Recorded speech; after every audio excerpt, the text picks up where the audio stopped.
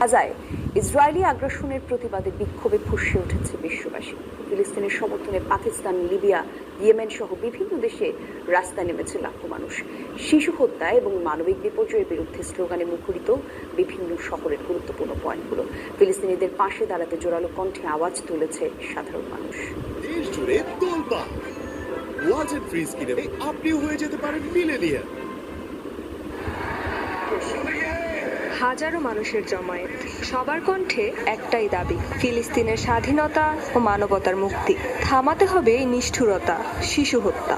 দেশ আলাদা, জাতিগত পরিচয়ও আলাদা, তবে সবারই দাবি এক, বন্ধ হোক ইসরায়েলের আগ্রাসন।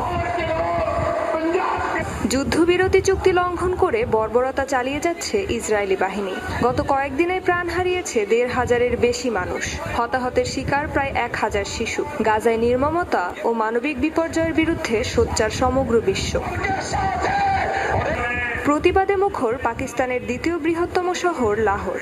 গাজার মানুষের পাশে দাঁড়াতে ইসলামাবাদ, করাচির সড়কে সড়কে হয়েছে সমাবেশ। ফিলিস্তিনের পতাকায় ছেয়ে যায় বিভিন্ন এলাকা। লাল রঙে হাত রাঙিয়ে রক্তপাতের বিরুদ্ধে অবস্থান নেন বিক্ষোভকারীরা।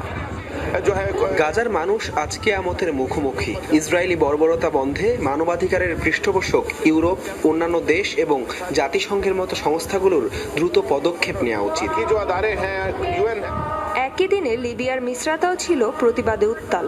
হাতে ফিলিস্তিনের পতাকা আর স্লোগানে স্লোগানে গর্জে ওঠে জনতার কণ্ঠ। গাজার মানুষের মুক্তির দাবিতে প্রকম্পিত হয় চারদিক। শুধু গাজা নয়, ইসরায়েলের আগ্রাসনের শিকার ইয়েমেনও। তাই ইসরায়েল বিরোধী বিক্ষোভে রাজধানী সানার 70 স্কোয়ারে জমায়েত হয় হাজার হাজার মানুষ। ছিল না তিল ধারণের ঠাঁই। বাবার কাঁধে চড়ে প্রতিবাদে অংশ নেয় শিশুরাও। আমেরিকান আগ্রাসনকারীদের বলতে চাই, ইয়েমেনে হামলা করে আপনারা আমাদের মনোবল ভাঙতে পারবেন না। গাজার প্রতি আমাদের সমর্থন অব্যাহত থাকবে। আপনাদের পদক্ষেপের আরো জোরালো জবাব দেব আমরা। এছাড়াও গত কদিনে ফিলিস্তিনের পক্ষে বিক্ষোভ মিছিল হয়েছে সোমালিয়া, বসনিয়া, মরক্কো সহ বিশ্বের নানা প্রান্তে। রেজবানা সাইমা, যমুনা নিউজ।